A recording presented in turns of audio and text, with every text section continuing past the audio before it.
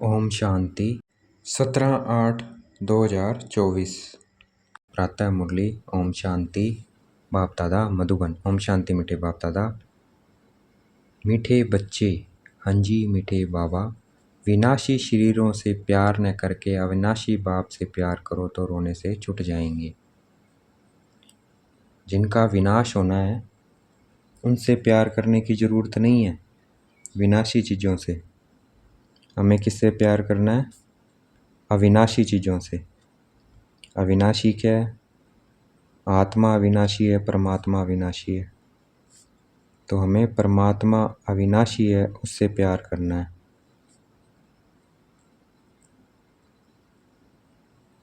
तो क्या होगा? रोने से छूट जाएंगे। तो अगर रोने से छूटना है तो क्या करना है? विनाशी चीज़ों के पीछे भागना बंद करना है। प्रश्न: अनराइटियस प्यार क्या है और उसका परिणाम क्या होता है? अनराइटियस गलत प्यार क्या है? उत्तर: विनाशी शरीरों में मोह रखना। ये क्या है? अनराइटियस प्यार है। विनाशी शरीरों से प्रेम रखना, मोह रखना, ये क्या है? अनराइटियस प्यार है। जो विनाशी चीज़ों में मोह रखते हैं वह रोते हैं। देह अभिमान के कारण रोना आता है। सतयुग में सब आत्म अभिमानी है, इसलिए रोने की बात ही नहीं रहती है। जो रोते हैं वह खोते हैं। जो रोते हैं वो खोते हैं। जो रोते हैं वो खोते हैं। अविनाशी बाप की अविनाशी बच्चों को अब शिक्षा मिलती है। देही अभिमानी बनो तो रोने से छूट जाएंगे।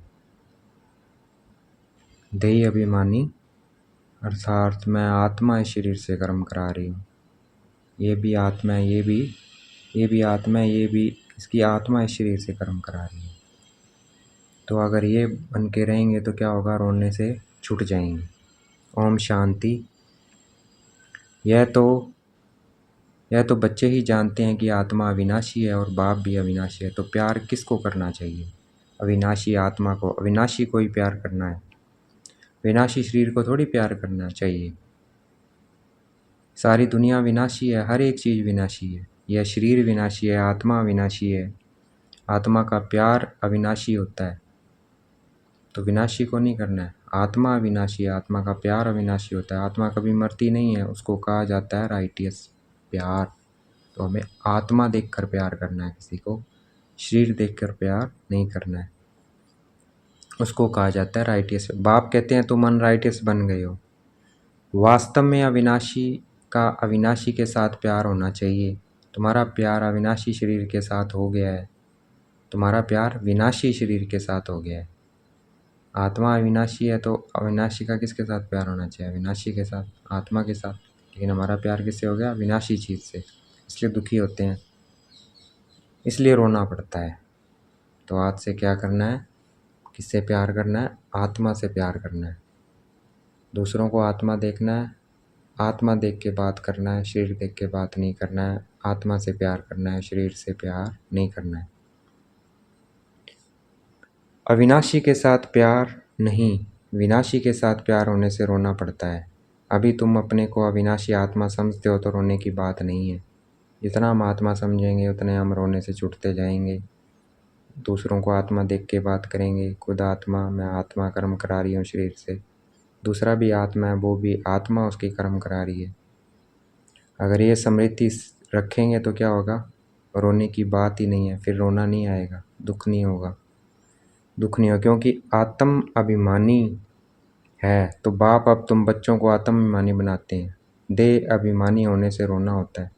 विनाशी शरीर पिछाड़ी रोते हैं, समझते भी हैं आत्मा मरती नहीं है। बाप कहते हैं अपने को आत्मा समझो, तुम अविनाशी बाप के बच्चे, अविनाशी आत्मा हो, तुमको रोने की दरकार नहीं है। आत्मा एक शरीर छोड़ जाए दूसरा पार्ट बजाती है। ये तो खेल है। तुम शरीर में ममत्व क्यों रखते हो? देह सही, देह के सब संबंधों से बुद्धि योग तोड़ो। अपने को अविनाशी आत्मा समझो। आत्मा कभी मरती नहीं है, गायन भी है जो रोया सो खोया। आत्म अभिमानी बनने से ही लायक बन जाएंगे तो बाप आकर दे अभिमानी से आत्म अभिमानी बनाते हैं, कहते हैं तुम कैसे भूले हुए हो। जन्म जन्मांतर तुमको रोना पड़ा है, अब फिर से तुमको आत्म अभिमानी बनने की शिक्षा मिलती है। फिर तुम कभी रोएंगे ही नहीं। यह रोने वाली दुनिया है, वह है हंसने की दुनिया। कौन सी? स्वर्ग। यह दुख की दुनिया है, वह सुख की दुनिया है। बाप बहुत अच्छी रीति से शिक्षा देते हैं। अविनाशी बाप की अविनाशी बच्चों को शिक्षा मिलती है। वह देह अभिमान है, देह अभिमानी है तो देह को ही देख शिक्षा देते हैं। वो देह को देख कर शिक्षा देते हैं, तो देह के याद आने से रोते देखते भी हैं, रोते हैं देखते भी हैं। शरीर खत्म हो गया फिर रोते हैं, तो वो शिक्षा किसको दे रहे हैं? देह को देख के दे रहे हैं। तो इसलिए देह जब याद आती है तो वो रोते हैं। दुनिया क्या है? देह को देख कर शिक्षा देती है, इसलिए देह याद आने से रोते देखते भी हैं। शरीर खत्म हो गया, फिर उनको याद करने से क्या फ़ायदा? मिट्टी को याद किया जाता है क्या? अविनाशी चीज़ ने जाकर दूसरा शरीर लिया। जो अविनाशी थी उसने क्या कर लिया? दूसरा शरीर ले लिया। तो मिट्टी को कभी याद किया जाता है क्या? हम मिट्टी को याद करके रोते हैं, मिट्टी को याद करके नहीं रोना है। आत्मा को देखेंगे तो रोएंगे ही नहीं, क्योंकि वो तो अजर अमर है, वो तो मरती नहीं है। उसने जाकर दूसरा शरीर ले लिया है तो वो यहीं। यह तो बच्चे जानते हैं, जो अच्छा कर्म करता है उनको फिर शरीर भी अच्छा मिलता है। कोई को खराब रोगी शरीर मिलता है, वह भी कर्मों अनुसार है। ऐसा नहीं कि अच्छा कर्म किया है तो ऊपर चले जाएंगे, नहीं, ऊपर तो कोई जा नहीं सकते हैं। अच्छे कर्म किए हैं तो अच्छा कहलाएंगे, जन्म अच्छा मिलेगा, फिर भी नीचे तो उतरना ही है। तुम जानते हो कि हम चढ़ते कैसे हैं, बल अच्छे कर्मों से कोई महात्मा बनेगा, फिर भी कला तो कम होती ही जाएगी। बाप कहते हैं फिर भी ईश्वर को याद कर अच्छा कर्म करते हैं तो उनको अल्पकाल क्षण भंगुर सुख देता हूँ। थोड़ा सुख मिलता है उनको। ईश्वर को याद बाप कहते हैं फिर भी ईश्वर को याद कर अच्छा कर्म करते हैं तो उनको अल्पकाल क्षण भंगुर सुख मिलता है। जो ईश्वर को याद करके अच्छा कर्म करते हैं, फिर भी सीढ़ी नीचे तो उतरना ही है। नाम करके अच्छा हो। यहाँ तो मनुष्य अच्छे बुरे कर्मों को भी नहीं जानते हैं। अच्छे बुरे कर्म क्या है उनको भी नहीं जानते हैं। रिद्धि सिद्धि वालों को कितना मान देते हैं, उन्हों के पिछाड़ी मनुष्य कैसे जैसे हैरान होते हैं। है तो सारा ज्ञान, समझो कोई इनराइटियस दान पुण्य करते हैं, धर्मशाला हॉस्पिटल बनाते हैं तो दूसरे जन्म में उनका अवजा जरूर मिलता है। अनराइटियस दान करते हैं उनका अवजा जरूर मिलता है। बाप को याद करते हैं, भल गालियाँ भी देते हैं तो भी मुख से भगवान का नाम कहते हैं। बाकी अनजान होने कारण जानते कुछ नहीं है। भगवान को याद कर रुद्र पूजा करते हैं, रुद्र को भगवान समझते हैं, रुद्र यज्ञ रचते हैं, शिव व रुद्र की पूजा करते हैं। बाप कहते हैं मेरी पूजा करते हैं, परंतु बेसमझी से क्या क्या बनाते हैं, क्या क्या करते हैं। जितने मनुष्य उतने उन्हों के गुरु हैं। झाड़ में नए नए पत्ते टाल टालियाँ आदि निकलते हैं तो वे कितने शोभते हैं। सतोगुणी होने के कारण उनकी महिमा होती है। सतोगुणी होने के कारण उनकी महिमा होती है। बाप कहते हैं कि यह दुनिया है ही विनाशी चीज़ों को प्यार करने वाली। ये विनाशी चीज़ों को प्यार करने वाली दुनिया है, अविनाशी चीज़ों को प्यार करने वाली नहीं। कोई कोई का बहुत प्यार होता है तो मोह में जैसे पागल बन जाते हैं। बड़े बड़े सेठ लोग मोहवश पागल हो जाते हैं। माताओं को ज्ञान न होने के कारण विनाशी शरीर पिछाड़ी विधवा बन कितनी रोती है, याद करती रहती है। अभी तुम अपने को आत्मा समझ दूसरों को भी आत्मा देखते हो तो जरा भी दुख नहीं होता।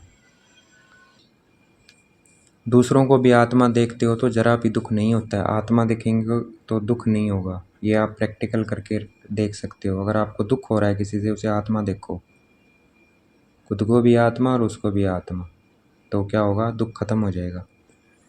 तो आत्मा देखते हो तो जरा भी दुख नहीं होता है। पढ़ाई को सोर्स ऑफ इनकम कहा जाता है। पढ़ाई में एम ऑब्जेक्ट भी होती है, परंतु वह है एक जन्म के लिए। गवर्नमेंट से पगार मिलता है, पढ़कर धंधा दौरी करते हैं तब पैसे आदि मिलते हैं। यहाँ तो फिर बात ही नहीं, नहीं है, तुम अविनाशी ज्ञान रत्नों से झोली कैसे भरते हो? आत्मा समझती है कि बाबा हमको अविनाशी ज्ञान खजाना देते हैं, भगवान पढ़ाते हैं तो जरूर भगवान भगवती ही बनाएंगे, परंतु वास्तव में इन लक्ष्मी नारायण को भगवान भगवती समझना रोंग है। अभी तुम बच्चे जानते हो, ओहो, जब हम देह अभिमानी हो जाते हैं तो हमारी बुद्धि कितनी डिग्रेड हो जाती है। जैसे जानवर बुद्धू जैसे जानवर बुद्धि बन जाते हैं, इतनी डिग्रेड हो जाती है, जानवर ही बन जाते हैं, जानवर जैसी बुद्धि हो जाती है। जानवरों की सेवा भी बहुत अच्छी होती है, मनुष्य की तो कुछ भी नहीं। रेस के घोड़े आदि की कितनी संभाल होती है, जो रेस के घोड़े हैं उनकी कितनी संभाल होती है। यहाँ के मनुष्य की देखो क्या हालत है, कुत्ते को कितना प्यार से संभालते हैं।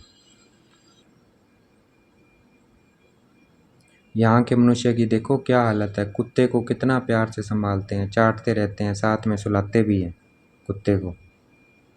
देखो दुनिया का क्या हाल हो गया है। वहाँ सतयुग में यह धंधा होता नहीं, तो बाप कहते हैं बच्चों, तुमको माया रावण ने अनराइटियस बना दिया है। अनराइटियस राज्य है ना, मनुष्य अनराइटियस तो सारी दुनिया भी अनराइटियस हो जाती है। राइटियस और अनराइटियस दुनिया में देखो फ़र्क कितना है। कलयुग की हालत देखो क्या है। मैं स्वर्ग स्थापन कर रहा हूँ तो माया भी अपना स्वर्ग दिखाती है, माया भी टेम्पटेशन देती है। आर्टिफिशियल धन कितना है, समझते हैं हम यहाँ ही स्वर्ग में बैठे हैं। स्वर्ग में थोड़ी इतने ऊंचे 100 मंजिलों के मकान आदि होते हैं, कैसे कैसे मकान सजाते हैं। वहाँ तो डबल स्टोरी के भी मकान नहीं होते, मनुष्य ही बहुत थोड़े होते हैं। इतनी ज़मीन तुम क्या करेंगे? यहाँ ज़मीन के पिछाड़ी कितना लड़ते झगड़ते हैं। वहाँ इतनी ज़मीन होती है, कमी नहीं होती है, और यहाँ ज़मीन के पीछे लड़ते झगड़ते हैं। वहाँ सारी ज़मीन तुम्हारी रहती है। कितना रात दिन का फ़र्क है। यह लौकिक बाप, यह परलौकिक बाप। शरीर को जन्म देने वाला लौकिक बाप और आत्मा का पिता परलौकिक। पारलौकिक बाप बच्चों को क्या नहीं देते हैं। आधा कल्प तुम भक्ति करते हो, बाप साफ कहते हैं इनसे मुक्ति नहीं मिलती, अर्थात मेरे से नहीं मिलते हैं। बाबा कहते आधा कल्प भक्ति करते हो लेकिन उससे मुक्ति नहीं मिलती, अर्थात हम शिव बाबा से नहीं मिलते हैं भक्ति से। शिव बाबा से मिलते हैं ज्ञान से, जब बाबा आकर हमें ज्ञान देते हैं।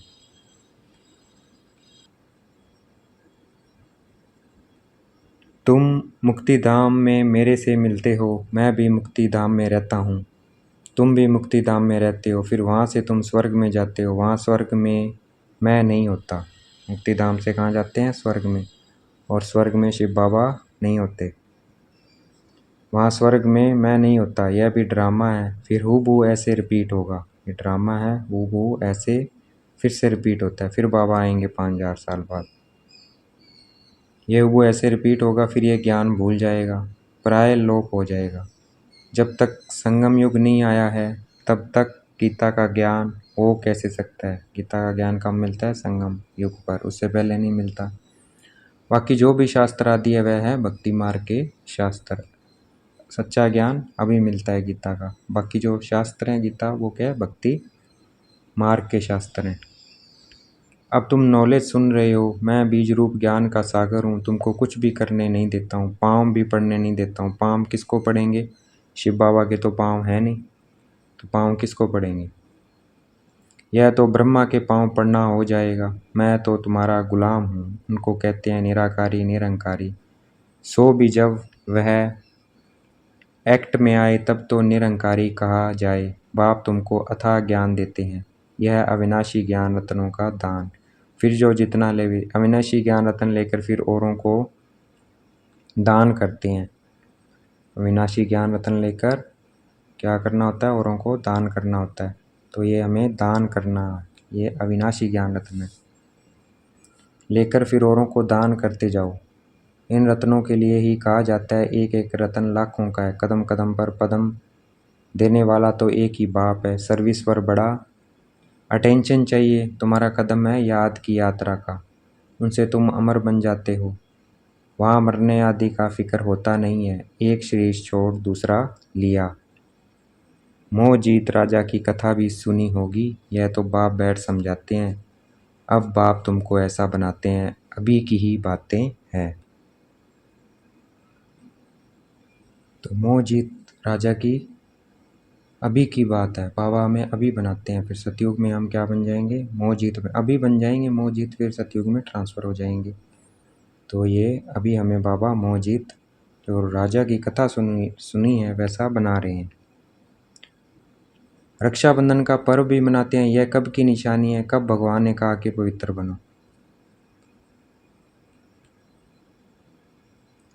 रक्षाबंधन पर्व कब की निशानी है, कब भगवान ने कहा कि पवित्र बनो, अभी का इस संगम युग पर। तो ये तो यार अभी शुरू होता है।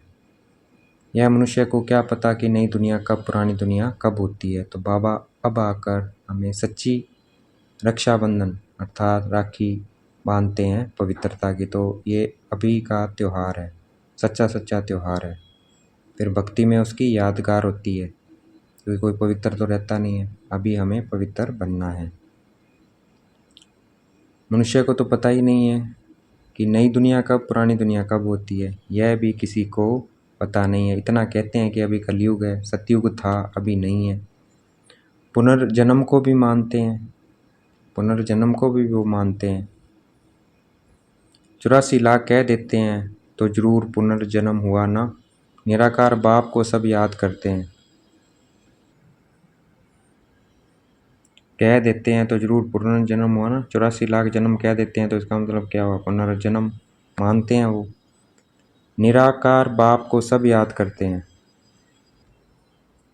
निराकार बाप को सब याद करते हैं। वह है सब आत्माओं का बाप, वही आकर समझाते हैं। देहधारी बापू तो बहुत हैं, जानवर भी अपने बच्चों के बापू हैं, उनके लिए तो ऐसा नहीं कहेंगे।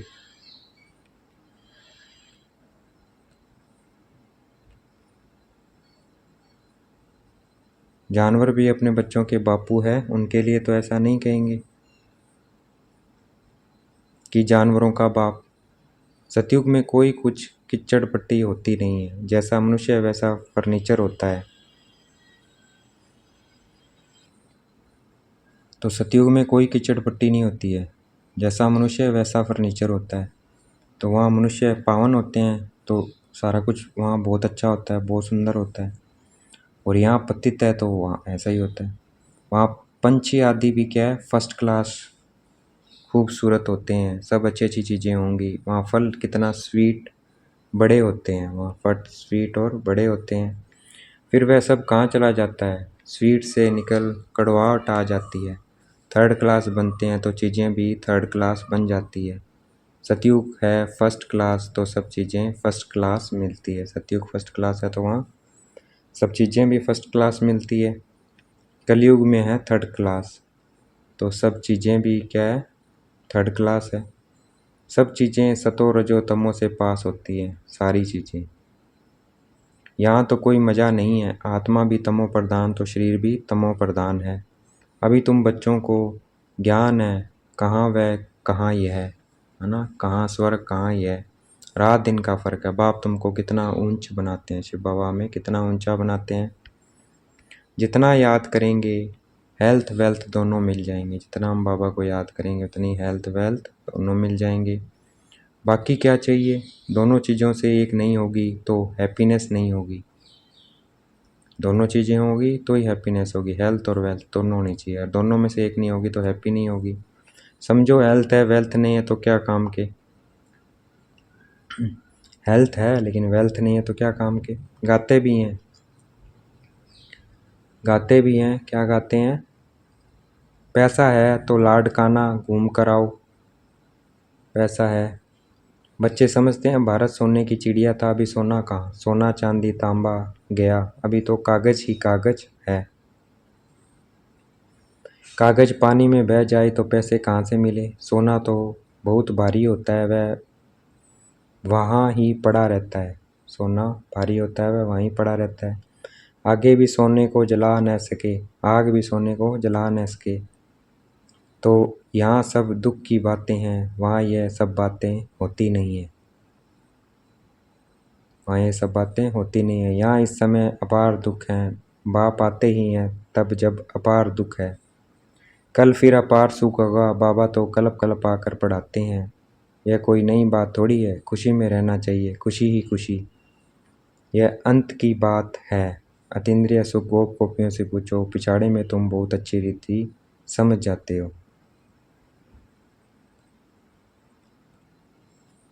अतीन्द्रिय सुख पूछना हो तो गोप गोपियों से पूछो। ये हम बच्चों के लिए है। दुनिया में इतने हाहाकार और हम खुशी में हैं। क्यों? क्योंकि भगवान के साथ है।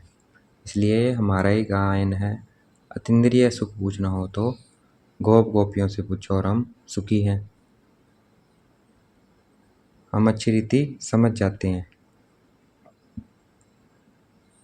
रियल शांति किसे कहा जाता है, यह बाप ही बतलाते हैं। तुम बाप से शांति का वर्षा लेते हो, उनको सब याद करते हैं। बाप शांति का सागर है, बाप समझाते हैं।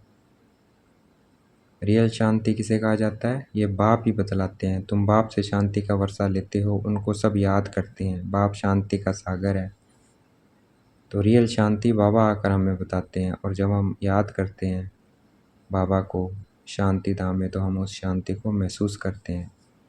तो रियल शांति हमें कौन आकर बताता है, बाबा आकर बताता है। बाप शांति का सागर है, बाप समझाते हैं मेरे पास आ कौन सकते हैं।